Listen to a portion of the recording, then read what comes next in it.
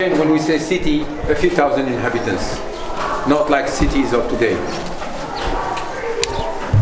In Megiddo, we found, not in Megiddo, in Egypt, a huge archive of letters that were sent from all over the empire to Egypt. And of course they kept the archive. Archaeologists found the archive. Thousands and thousands of letters, of course clay tablets. One of them came from Megiddo, from the king of Megiddo. We're talking of the 14th century BC. And the king of Megiddo is sending a letter to Pharaoh. And he calls him my son, and I'm the loyal servant of Pharaoh, and so on. And then he goes to the subject. Evil Labayu, the king of Shechem, not far from Megiddo, has waged war against me. And we are unable to leave the city gates. What does it mean? They're under siege. They're under siege.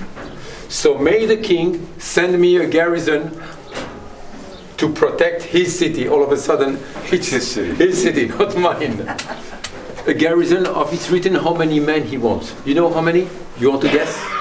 No. Another king has besieged me. I want help. I want at least double the number of the others. Yes? How many? 20,000. 20,000, that's a good number. 100,000. 100,000, good number. Send me 100 men. That makes you laugh. That's what is written. So may the king send me a garrison of 100 men, so to prevent Labayu from taking your city, Megiddo. We have the name of Megiddo for the first time, and we have an idea that the king of Megiddo requests the help of 100 men. That means Labayu has 50? And how many men has the king of Megiddo? 25? You understand? Give you an idea, and he calls himself the king. He has 25 men, and the enemy has gathered 50 men, and he's asking for a help of 100 men. Just to give you an idea. That we have to downsize what we understand. When we read the Bible, we have a little bit to downsize. Why that? Because we think of cities like New York and Tel Aviv, even Tel Aviv with 500,000, that's big. We don't have this kind of cities in the time of the Bible. So that's the capital of the kingdom of Judah, or the capital of Israel actually, because I know it's not David's city. Why that? Because I can see that building, and that building is the temple. So that's the time of Solomon, probably, and not David. So the city of David is from here to here, and then the extension with the temple on the top of the hill. Okay? So that's the city of David. That was Jebus. No big changes. The city remained with its own walls. That's why it's so difficult to say it's from David or it's Canaanite.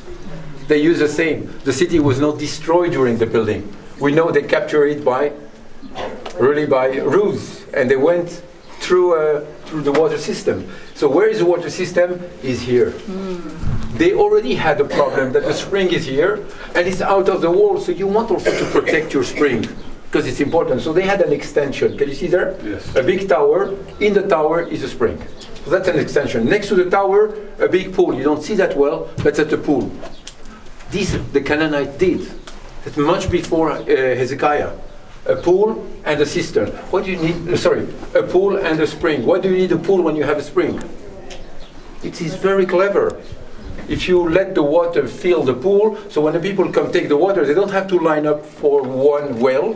They can go to the pool and take much more water. And also it fills slowly. So during the night, nobody takes the water, then you have a pool. That's exactly what Hezekiah does. He does something else. He makes a tunnel from here to here. You see there? It's a little bit askew, but actually it's in the other valley. That's a Tyropean. So when he built a new wall, that low part, that is lower than the spring, is within the walls and not outside. So the water flows here, and here people of the city have access to the water. Is that clear? You see the western hill that is empty today. But that here is the area of the citadel and the Jaffa Gate.